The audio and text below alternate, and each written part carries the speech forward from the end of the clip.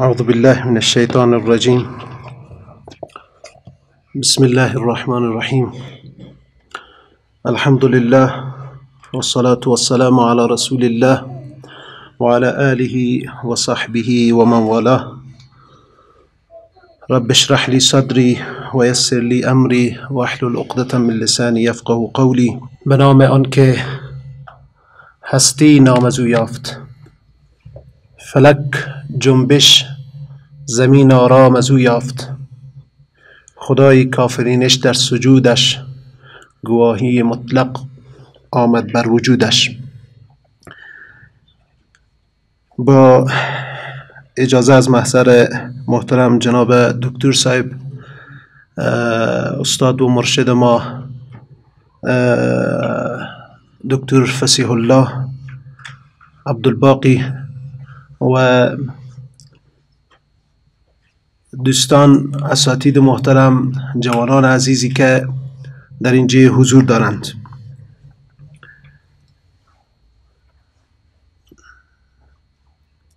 سلسله دروسی که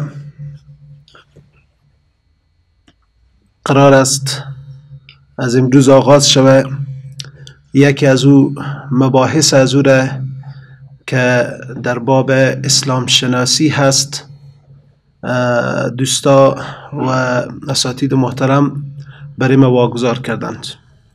از الله متعال میخوایم که توفیق عنایت کنه تا بتوانیم به نحو شایسته از او از عهده از این مضمون برایم و آنچه که در او رضای الله متعال هست با هم دیگر در اینجی به مباحثه و مناقشه بگیریم.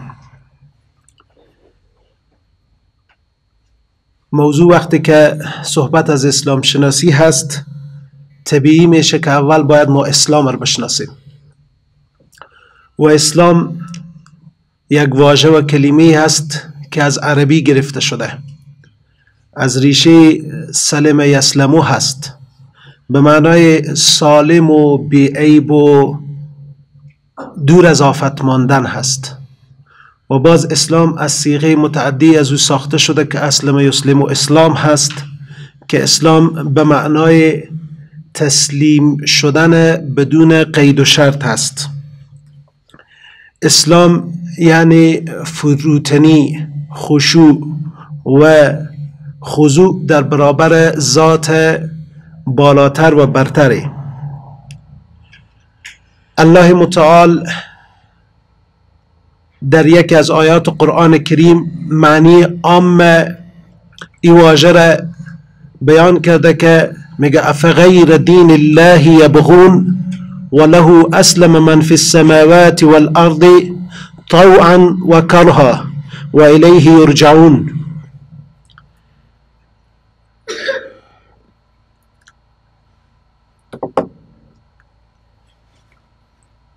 آیا بغیر از دین الله متعال اینها راهی را میخواهند، در حالی که تسلیم شده هست آنچه و آن کس که در آسمان و زمین هست؟ کل موجودات، کل کائنات سر تسلیم به پیشگاه الله متعال گذاشتند، طوعا و کرها. طوعا چی از روی رضایت باشه و کرها چی از روی اجبار. یعنی این تسلیمی در برابر قوانین و ضوابطی است که الله متعال در جهان هستی گذاشته، تسلیمی در برابر سنت‌های الهی که در کائنات و در جهان هستی حاکم هسته. این تسلیمی است که در اختیار نیست و ما شما یک قسمت غیر اختیاری در وجود خودم داریم. ما دستگاه گوارش، دستگاهی که خون ما و شما از کل از اینا در اختیار ما نیست، اینا در حرکت است، تنفس به اختیار نیست و همونطور از خواب باشیم یا بیدار نفس میکشیم. خون در جای این دستگاه است، این همون سنت الهی در این چه کار است؟ جریان داره. و همچنین در آسمان ها و زمین سنت ها و قوانینی که الله متعال داره.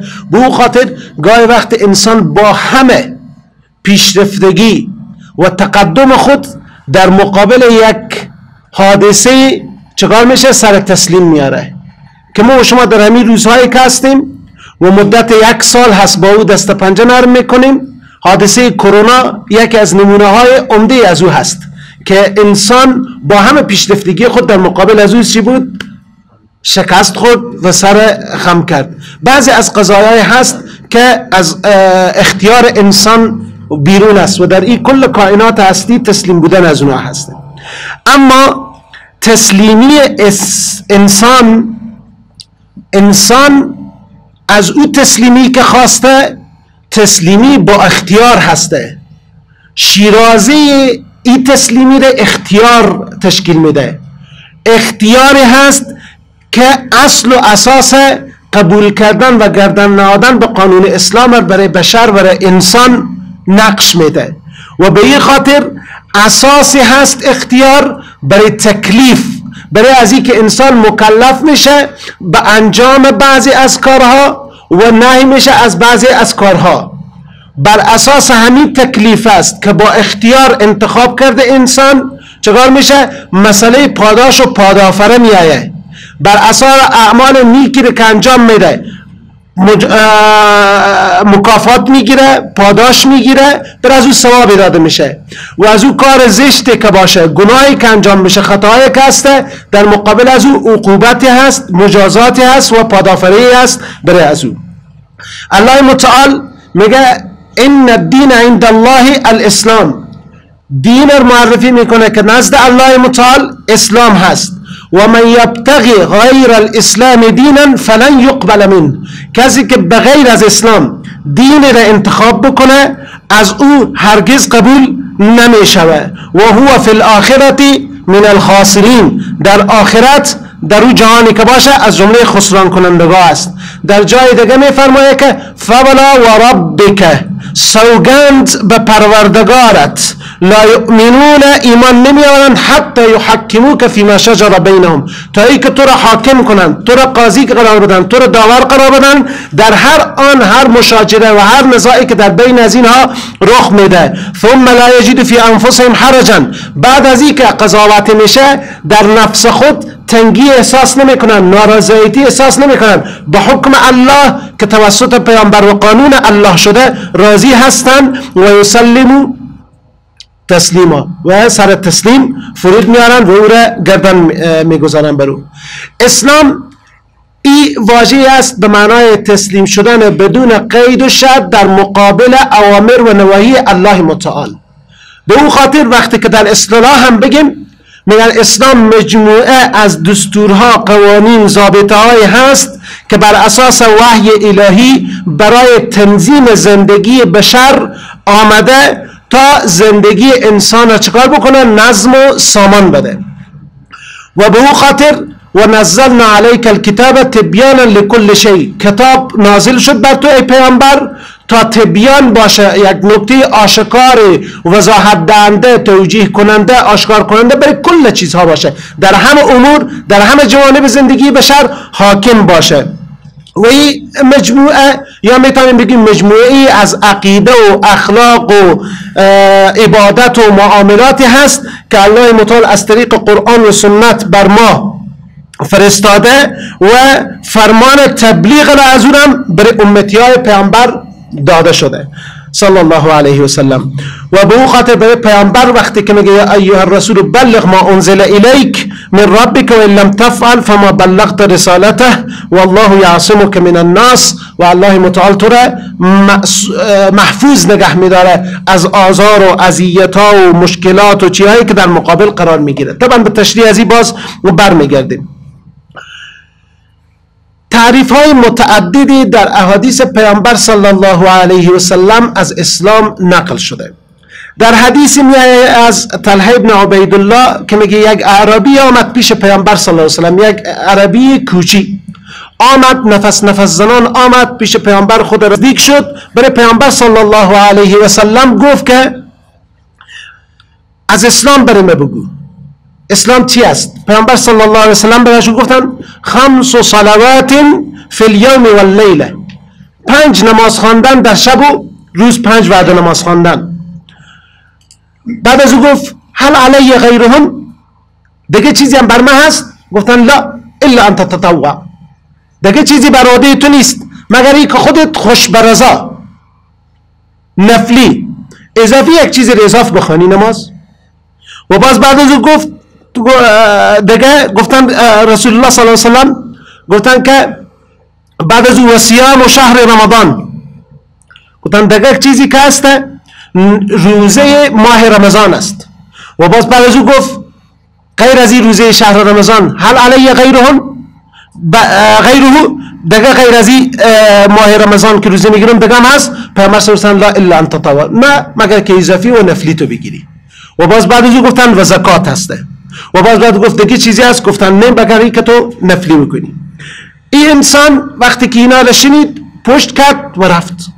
پیامبر صلی الله علیه و سلم و در پشت خود کرد و رفت، گفت که والله لا ازید علی هذا ولا انقص، به خدا سوگند نه چیزی اضاف میکنم نه کم میکنم. پیامبر صلی الله علیه و سلم گفتن افلح ان صدق، این رستگار شد، کامیاب شد. اسلام در همی نماز و روزه و زکات که بعد از شهادتین بیره که اسلام آورده این تعریف شد. در حدیث مشهوری است، حدیث جبرئیل که همگی فکر میکنم زیادتر از ما و شما شاید اهل حفظ باشین، که از حضرت عمر ابن خطاب رضی الله عنه روایت شده که میگه ما نشسته بودیم، یک نفر آمد که او را نمیشناختیم، یک در بین ما چی بود ولکن کالای سفید بتری بود، پیش پیامبر صلی الله علیه و آله نشست، آمد از او پرسان کرد که اسلام چی است، ایمان چی است، احسان چی است، از قیامت چی خبر داری، کل از این مسائل پرسان کرد. یکی از او چیزهایی که پرسان کرد گفتیم اسلام است.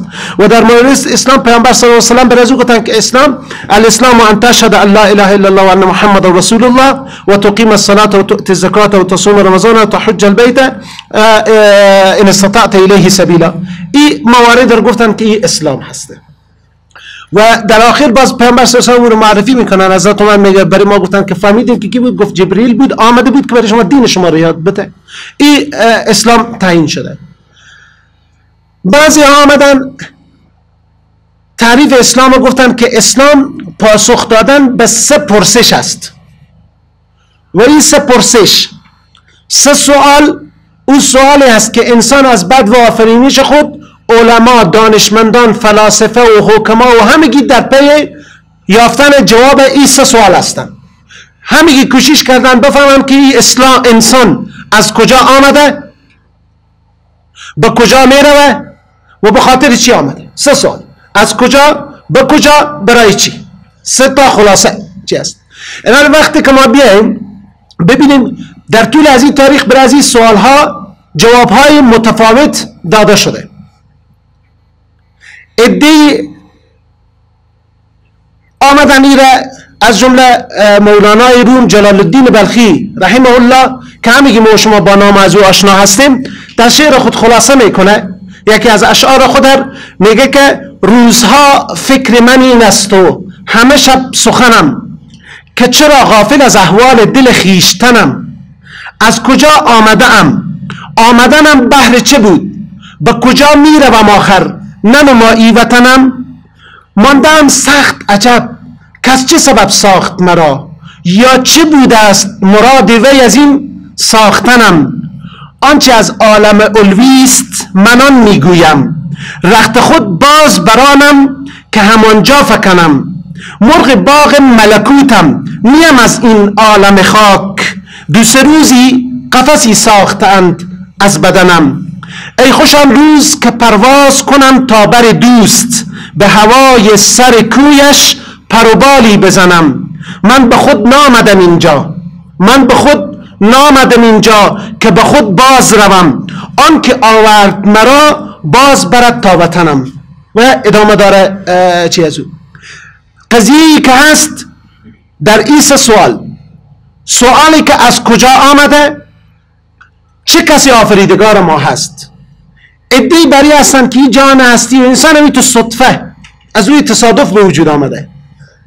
در قرن 21 در مورد از این ما شما زیاد داخل نمیشوید، چون بسیار حال بیفایده و بیهوده یک اندیشه هست که از اون به سادگی تعبیر میشه و کسی که بگه این کارها تصادف است. این انسان با این نظام پیچیده‌ای که هر روز دانش امروزی بر پیچیدگی از این هر یک از دستگاه های داخل ما و شما، از چشم گرفته تا پوست و تا گوش و هر کدام از این چیزهای داخلی و بیرونی از ما و شما هر روز یک شگفتی های را کشف میکنن. به تعبیر قرآن کریم که میگه سنوری آیاتنا فی الآفاق و فی انفسهم، یعنی خداوند میگه ما همچنان در آفاق و انفس همین آیات و نشانهای خود برای از این نشان خواهد دادیم و هنوز هم ادامه داره و شگفتی های هم در راه هست که ما و شما فعلا نمیفهمیم، مثل که یک قرن یا 2 یا 5 10 قرن پیش بسیار چیزایی که امروز بچه های خورد ما و شما میفهمن اونها نمیفهمیدن. به این ترتیب این مسئله تصادف یک سادگی است و دانشمند بزرگ فیلسوف بیکن میگه از الحاد هم سخن نمیگوییم، به خاطر میگه الحاد و بیدینی اندیشه او انسانهایی است که اندکی از فلسفه میفهمند و با پوست علم و دانش سر و کار دارن. یعنی این قضیه است.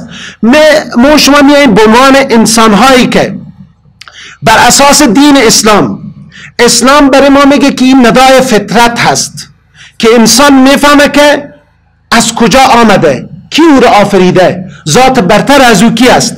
به او خاطر الله متعال میگه که فاقم وجهک للدین حنیفا فطرت الله التي فطر الناس علیها، یعنی یا الذي احسن كل شیء خلقه و بدأ خلق الانسان من طین. انسان از کجا آمده؟ کسی که او را بهترین وجه، الله متعال کسی است که احسن کل شیء خلقه، به بهترین شکل هر چیزی را که آفریده به بهترین شکل آفریده و ابتدای خلقت انسان از چی شده؟ از طین، خاک شده.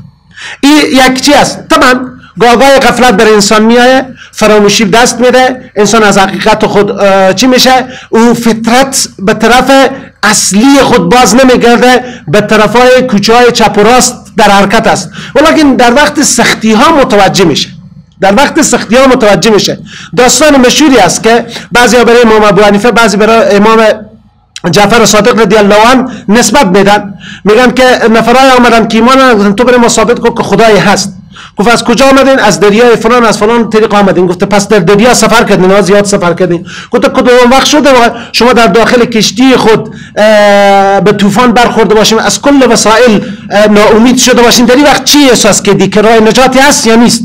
گفت احساس میکنیم در دل خود که یک کسی میتونه ما رو نجات بده. میگم این احساسی که میکنیم الله هست، اون ذات برتری هست که شما رو تعبیر آیه قرآن کریم هم همی است و اذا غشیهم موج کالظلل دعوا الله مخلصین له الدین. وقتی که موجی تاریک پر از سایه اونها رو در بر بگیره، وقتی که ترس حاکم میشه، او وقت چکار میکنه؟ دعوا الله مخلصین، خداوند با اخلاص خود چکار میکنن؟ دعوت میکنن. و اذا مس الانسان ضر دعانا الى جنبه یا دعا ربه منیبا الیه، در دعای مختلف که است. وقتی که انسان سختی بر از او برسه چکار میکنه؟ پروردگار خود را طلب میکنه، دعا میکنه، به پروردگار خود رجوع میکنه بسیار عاجل. این حقیقتی است که ما میگیم که آفریدگار از این انسان، آفریدگار این جهان هستی الله متعال هسته. الله متعال و این چیزی نیست که ما فقط بگیم قرآن کریم گفته خلاص چی است. نقل تنها نیست، عقل انسانی برای چی است. یک کوچی قدیم در چی آمده که از کوچی گفتن تو خدای خودت چگونه میشناسی؟ که شطور از اینجا بره رد و پای از این است، دلالت میکنه که شطور رفت. گفتی آسمان هایی که بدون ستون است و این زمین به این پهناوری، این دلالت میکنه که کسی آفریده باشه؟ یعنی چی هسته؟ و این همون حقیقتی است که ما شما به عنوان قانون علیت امروز میشناسیم. از فراورده های دانش امروزی عصر جدید هسته. وقتی که میگه اثر پا، یعنی قانون علت خواهی است که اثر پای بر وجود گذاشتن انسان دلالت داره به چی؟ به این که این آسمان، این زمین، انسان از یک جای گذشت، آسمان آفریدگاری داره، شب و روزی که میگذاره یک گرداننده داره، یک تنظیم کننده داره. این مسائل هسته که این حرکت های زمین که صرف شما ببینید که چند حرکت داره و چی اتفاقات رخ میده. یک زمین هست 3 حرکت داشته باشه چگونه؟ به دور خود بچرخه، به دور منظومه شمسی میچرخه و بعد از او به امرای منظومه شمسی در کهکشان راه شیری در یک مدار دیگه در حرکت است و این حرکت ها هیچ وقت با هم دیگر تصادم نمیکنه. این نظم است، نسق است، کسی مدبر هست تدبیر کرده این مسائل که ما میجی هسته. به اون خاطر دکارت از دانشمندان امروزی عصر نوین چی میگه؟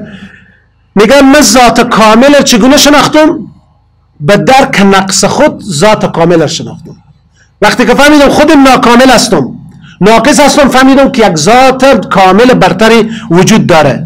بریکسون فیلسوف دیگه از علمای جدید عصر نوین میگه در طول تاریخ بشریت شما بگردین، مطالعه کنین، جستجو کنین، میگه گروه های انسانی پیدا میکنین که فاقد علم و دانش و فن و هنر و آداب و فلان باشن.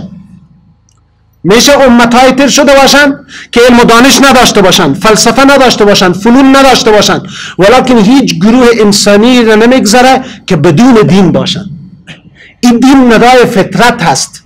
انسان فطری به ذات برتری نیاز داره. خب طبعا انسان گفتم وقتی که غفلت او رو فرا میگیره، گاهی وقتی چیکار میشه؟ از منبع اصلی غافل میشه و یک بوتر، یک ستاره و خورشید و ماه و فلان میگیره. او هم به این همگی باز میگفتن که میفهمین کی نیست، این همون نماینده از او است، یا این ما رو به او چی میگفتن.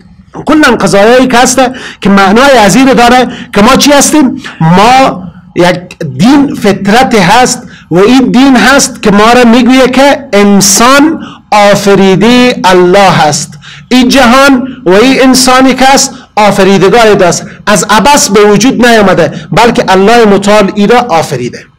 خب وقتی که الله متعال ما فهمیدیم که از کجا آمدیم، ما را خدا آورد در دنیا، صحیح شد؟ به خاطر چی؟ هدف وجودی ما چی است؟ فلسفه وجودی انسان در روی زمین چی است؟ به خاطر چی الله متعال او را آفریده؟ دیگرها هستند که میگویند انسان به فنا و نیستی به خاطر از خلق شده و از بین بره.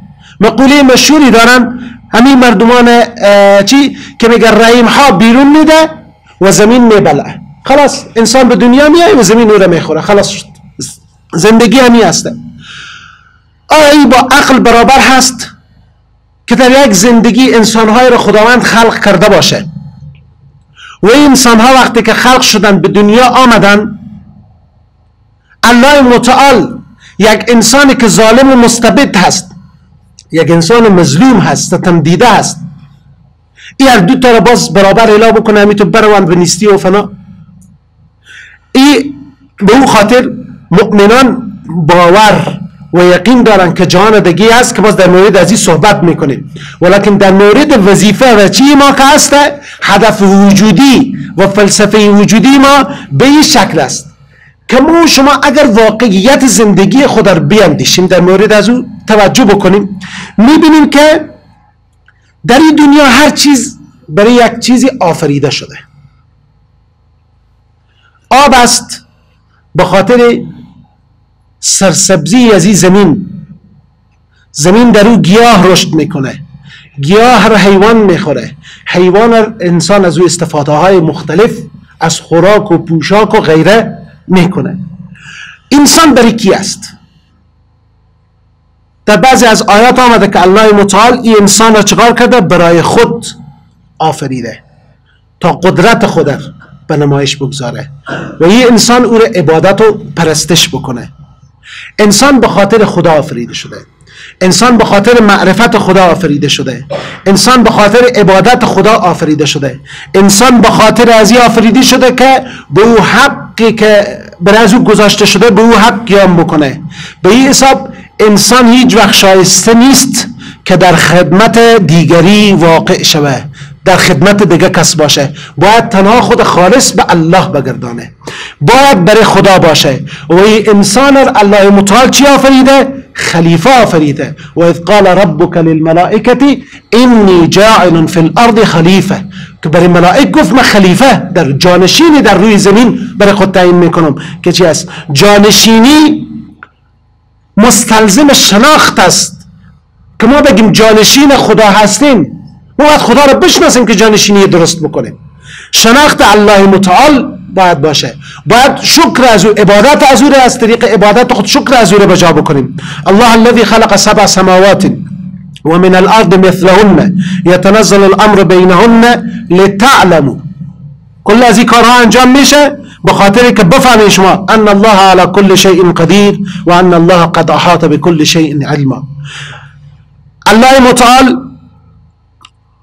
در یکی از احادیث قدسی میفرماید که عبادی انی ما خلقتکم لاستأنس بكم من وحشة. ما شما رو به خاطر از این نکردم که تنها بوده باشه شما وحشت و چی باشه و الی آخره. بیشتر معنای از رو گفتم به خاطر از این که ما رو بشناسیم، عبادت ما رو بکنیم، فلان بکنیم. این وظیفه از این انسان هست که در حدیث قدسی آمده. یعنی ندای همه دعوت‌های آسمانی در طول تاریخ بشریت همی بوده که به قرآن کریم مراجعه بکنین. میگفتن اعبدوا الله ما لكم من اله غیره. انبیاء مختلف الم عهد الیکم یا بنی آدم الا تعبدوا الشیطان انه لكم عدو مبین و ان اعبدونی هذا صراط مستقیم. که مرا عبادت کنیم که رسای چی است؟ از پرستش طاغوت و شیطان و اینا دوری کنین. پیمانی است که انسان با الله خود بسته کرده و الم عهد الیکم یک پیمانی است که از الله از آدم گرفته که باید او را عبادت بکنه. در آیه دیگه الله متعال میفرماید که ولقد بعثنا فی کل امة رسولا ان اعبدوا الله واجتنبوا الطاغوت. در هر امت الله متعال پیامبر فرستاده تا برای از او را بگوید که خدا را عبادت کنیم و از طاغوت دوری کنیم. عبادت وظیفه همه هست. وظیفه همه انسان ها عبادت کردن هسته و این وظیفه هیچگاه از گردن از او ساقط نمی شود، دور نمی شود. وعبد ربک حتی یأتیک الیقین. تا وقت یقین در اینجا مفسرین میگن مرگ، تا وقت مرگ انسان باید عبادت الله متعال انجام بده. و در آیت دیگه الله متعال در ضمن از این عبادت میفهمه هو الذی انشأکم من الارض واستعمرکم فیها. الله متعال شما را انشأکم من الارض، از خاک آفرید، از زمین، و بعد از این چیکار کرد؟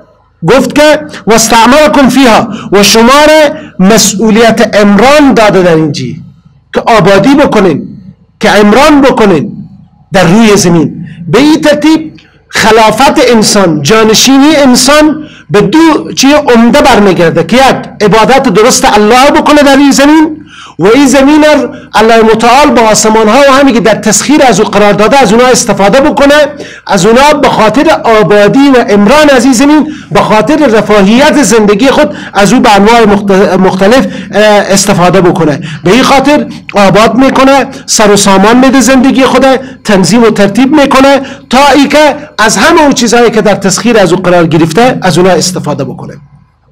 الان وقتی که انسان زندگی از او به این وظیفه‌ای که انجام داد ختم نمی شود، بلکه قانون الهی، عدالت الهی این تقاضا داره که این انسان چکار بکنه؟ بعد از او باز بروه در مقابل عملی که انجام داده ارزیابی شود که آیا کار خوب کرد بر از او پاداش داده شود، کار بد کرد چی است. ما گفتم به مانند دهریین نیست که مگه که رحم ها بیرون بده و زمین هم میبلد، زمین هم میبلد، به این شک نمی باشه، بلکه سوال و جوابی هست. و به تعبیر مولانا میگه مرغ باغ ملکوتم نیم از عالم خاک.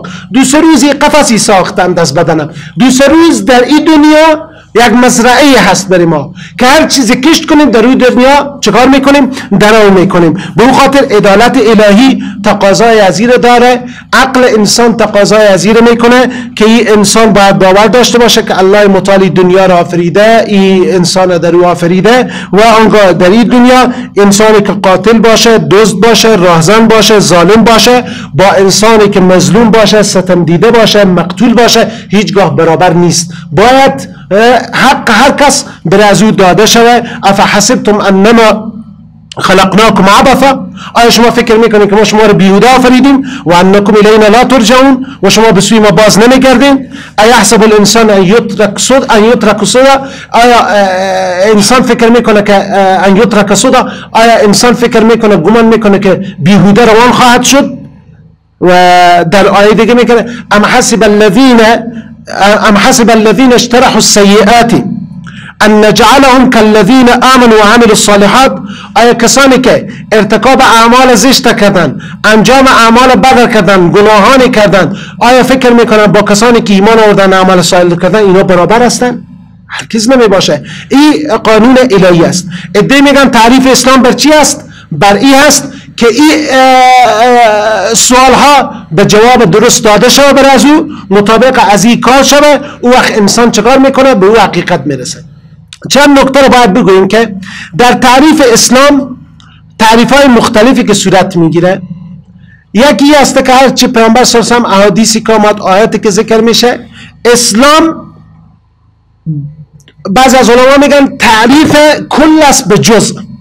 اسلام یک کلیه هست که به جزء از او چکار شده؟ تعریف شده. یک بار گفتن نماز، روزه و زکات هسته، در حدیث دیگه گفته فلان است، در حدیث گفته فلان است، بعضی گفته شرک الا بکنی، در حدیث مختلف آمده که تخلیت عن الشرک و فلان، از شرک دوری بکنی و خداوند عبادت بکنی، نماز و روزه بخوانی. بعد از او چکار میشه؟ مسئله دیگه در امور حدیث جبریل است که تکمیل شده، همین امور که شهادت الله اله الا الله است، بعد از او نماز است، روزه است، زکات است و حج است. این قضایا است. در حقیقت در حدیث دیگه که گفته بنی الاسلام علی خمس، این 5 چیز یاد شده. این 5 ارکان اسلام هسته که اسلام به این ارکان خود چگاه شده؟ تعریف شده. در جایی دیگه آمده به مناهج تعیین شده که اسلام بعضی از چیزها گفته شده که این است که او به بعد سیاسی ارتباط میگیره، با بعد اجتماعی ارتباط داره، با بعد اقتصادی ارتباط داره. به چی هسته؟ یعنی اسلام منهجی هست، یک راه روشی است برای کل زندگی انسان در ابعاد اجتماعی، سیاسی، اقتصادی فلان، کل از اینها را سامان میبخشه. وقتی که این مسائل رو دیدیم، باز بعد از چیکار میکنیم؟ میگیم اسلام این جوانب است. ولیکن اسلام در حقیقت خود یک کلی است که همه اینها را در بر میگیره. اسلام هم عقیده است، هم عبادت است، هم نظام های برای زندگی هست و هم قضایای دیگه داره که اون مؤیدات است. به این معنا تأییدی های اسلام هسته. به این که در بعض از احادیث آمده که امر به معروف، نهی از منکر، اینها جهاد فی سبیل الله، اینا هم جز تعریف اسلام آمده.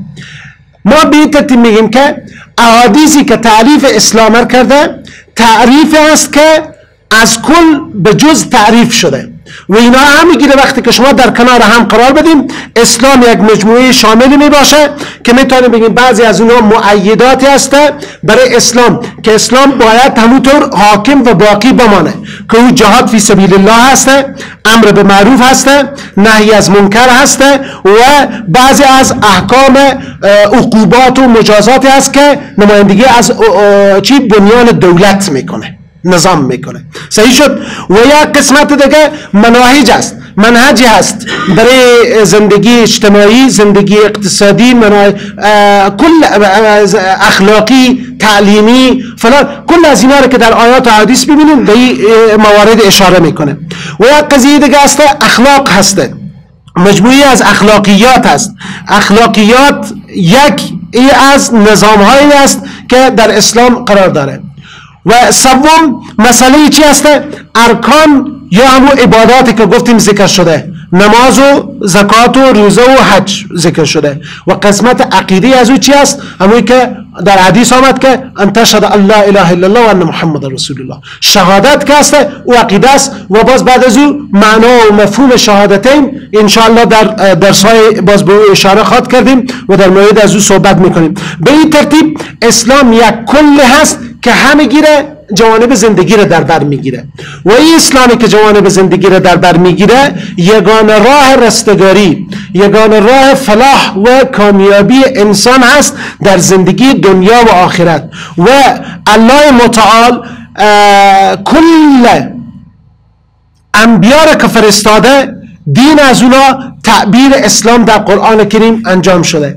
از آغاز از او که آدم گفته و اذ قال ربک للملائکه انی جاعل فی الارض خلیفه، تا آیه که برای نوح علیه السلام میگه و زبان از او که امرت ان اکون من المسلمین، ما امر شدم که از مسلمان ها باشم، تا آیه که از ابراهیم و اسماعیل صحبت میکنه ربنا واجعلنا مسلمین لک، از اون چی؟ و در وصیت یعقوب که میگه ان الله اصطفى لكم الدین فلا تموتن الا وانتم مسلمون، مسلمون و همچنان حواریین عیسی وقتی که میگویند قال الحواریون نحن انصار الله آمنا بالله و اشهد باننا مسلمون و ما اصلا یعنی کسانی هستیم که تسلیم هستیم در برابر چی؟ قانون الهی، اوامر و نواهی الله متعال در زندگی خود چی میکنیم. و در آیت دیگه قرآن کریم الله متعال میفرماید شرع لكم من الدين ما وصى به نوحا والذي اوحينا اليك وما وصينا به ابراهیم و موسی و عیسی ان اقیموا الدین ولا تتفرقوا فيه. یعنی قضیه است الله متعال برای شما شرع کرده، از دین منهج گذاشته، قانون گذاشته و به اون چیزی که وصیت شده نوح وصیت کردیم نوره و اون چیزی که وحی کردیم به سوی تو ای پیامبر صلی الله علیه و سلم و ما وصینا و اون چیزی که وصیت کردیم به ابراهیم و موسی و عیسی که اقامه دین رو بکنیم و تفرقه نکنیم. این معانی و چیهای مختلفی است که همون اسلامی هست که به عنوان دین تمام انبیا معنا میشه که در مقابل قانون نه الله متعال، در مقابل اوامر و نواهی از او سر خضوع و خشوع فرود آوردن هسته. طب علیهم السلام با پیامبر صلی الله علیه و سلم تفاوت هایی که وجود داره که انبیایی که فرستاده شدن نسبت به اون چیزی که فرستاده شدن شریعت های از اونها خرد و کلان بوده، خردتر وسیعتر و وسیعتر وجود داشته. مثلا اون چیزی که نوح علیه السلام از فرق داره با یک موسی و چیزی که برای موسی آمده گفته که ما نازل کردیم بر الواحی که برای تو کردیم که در اون تبیان است در بسیار از چیزهایی که هسته. و برای پیامبر صلی الله علیه و سلم گفتیم که چی است؟ تبیان لکل شی. بعد از اون در اینجا برای هر چیز تبیان شده، برای از اون نظم گذاشته شده، قانون گذاشته شده. و پیامبر صلی الله علیه و سلم در حقیقت تکمیل کننده رسالت کل انبیا هسته. در حقیقت رسالت پیامبر صلی الله علیه و سلم در برهه‌ای از زمان آمده که در اون زمان انسان و بشر به وقت پختگی خود رسیده بود که دیگه میتونه زندگی خود را با گرفتن از اصول و ضوابط زندگی خود را با خودکفایی پیش ببره. به اون خاطر نبی آخر خاتم انبیا حضرت محمد مصطفی صلی الله علیه و سلم آمد و این قوانین گذاشت و این انسان بعد از اون متکفل شد تا این دین را به نمایندگی از پیامبر صلی الله علیه و سلم به عنوان پیروان از او این دین رو به پیش ببرن. پیامبر به اون خاطر وقتی که در شریعت اسلامی میگیم بعد پیامبر صلی الله علیه و سلم دین کامل شد. الیوم اکملت لکم دینکم و رضیت لکم الاسلام دینا. امروز دیگه دین تکمیل شد. الله اکبر و لله الحمد. الله اکبر و لله الحمد. الله اکبر و لله الحمد. جزاکم الله. به هر صورت این تکمله او تمام پیام انبیا بود که پیامبر صلی الله علیه و سلم آمد و دین تکمیل شد. و در حدیث پیامبر صلی الله علیه و سلم میگویند که مثلی و مثل الانبیاء من قبلی که مثل رجل بنا بنیانا فاحسنه و اجمله. میگه مانند ما و تمام انبیا به مانند یک بنیان هست، یک ساختمان هسته که همه چیز از او به بهترین وجه ساخته شده، نیک شده، زیبا شده و مگر یک زاویه، یک کنج از او باقی مانده که هر کس که او رو ببینه میگه بسیار خوب است که اگر این تکمیل میبود. و پیامبر آمده که او بنیان رو چکار بکنه؟ تکمیل بکنه. و باز به پیامبر صلی الله علیه و الا موضع لبنتین، مگر موضع یک خشت که او خشت ما هستم و انا اللبنه، ما او خشت هستم و انا خاتم الانبیا و ما خاتم و پایان و آخرین پیامبر هستم. و از حضرت ابو هریره رضی الله عنه روایت است که پیامبر صلی الله علیه و سلم فرمودند والذی نفس محمد بیده، سوگند به پروردگار محمد، لا یسمع بی احد من هذه الامه یهودی ولا نصرانی. هیچ انسانی چی از یهودی و نصرانی و هم امتا نمیشنوند چیزی ثم یموت ولم یؤمن و باز بمیره و ایمان نیاره بالذی ارسلت بی، به اون چیزی که من فرستاده شدم، الا کان من اصحاب النار، مگر ای که از اصحاب النار باشه. به این ترتیب ادیان گذشته با آمدن پیامبر صلی الله علیه و سلم به عنوان خاتم انبیا چکار میشه؟ ادیان دیگه منسوخ میشه. فرق دیگه ای که چی است؟ پیامبر صلی الله علیه و سلم کل نبی برای قوم خود می آمد و پیامبر ما محمد صلی الله علیه و سلم برای کل بشریت آمده، رحمت للعالمین هسته، رحمت برای همه چی عالمین هسته. و به این خاطر که پیامبر صلی الله علیه و سلم کل ادیان دیگه چی میشه؟ منسوخ میشه و تنها دینی که باقی میمانه دین اسلام هسته. و به همین خاطر است که آیه قرآن کریم میگه و من یشاقق الرسول من بعد ما تبین له الهدى و یتبع غیر سبیل المؤمنین نوله ما تولی و نصله جهنم و ساءت مصیرا.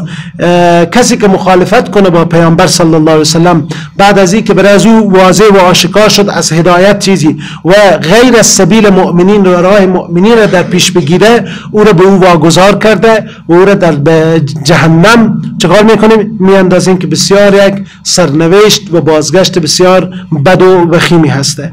طبعا این راه بعد از این راه تنها یگانه فلاح رستگاری و سعادت هسته و به او خاطر در همه انبیا که در همه امت ها نبی که در گذشته بود این نبی برای کل اقوام و برای کل چیا می باشه. و وقتی که ما گفتیم که اسلام در تعریف شامل از او شامل عقیده شد، شامل عبادات شد، شامل منهجهای زندگی یا نظامهای زندگی شد و شامل معیدات که دولت چکار است میشه، یعنی عقیده شد شهادت لا اله الا الله. وقتی که گفتیم عبادات شد، همه عبادات در امون حدیثی که ذکر شد نماز روزه و زکات حج در بر گرفت. و سوم گفتیم نظامهای مختلف داره، نظام اجتماعی داره، سیاسی داره، اقتصادی داره، تعلیمی داره، فلان داره فلان داره، همه از اینها ذکر شده. این است سوم. و چهارمین چی است؟ معیدات است که جهاد فی سبیل الله است، امر به معروف و نهی از منکر هسته و بعد از او عقوبت و مجازات که وظیفه از این کارها بر عهده کی است؟ بر حکومت اسلامی هسته. یعنی این قضیه که هست اسلام همه جوانب در بر میگیره و مفهوم شاملی هست که کل از اینا رو در بر میگیره. و ان شاء الله در درس هایی که ما در اینجا به پیش میبریم کوشش میکنیم به یک تک تک از اینها اشاره بکنیم. از شهادت الله اله الا الله و ان محمد رسول الله شروع شده، باز به ارکان چهارگانه عبادت که در او ذکر شده و بعد از او به قضایای به مناهج زندگی و دولت یا حکومت اسلامی انشاءالله به مو شکل به پیش می رویم و او را تعقیب می کنیم. از الله متعال می خواهیم که ما شما را توفیق بده تا به او چیزی که می گوییم عمل بکنیم و ما را از جمله کسانی بگردانه. اللهم آت نفوسنا تقواها وزكها أنت خير من زكاها أنت وليها ومولاها. سبحانك اللهم وبحمدك نشهد أن لا إله إلا أنت نستغفرك ونتوب إليك. وصلى الله على النبي الكريم وعلى آله وأصحابه أجمعين برحمتك يا أرحم الراحمين. جزاكم الله خير.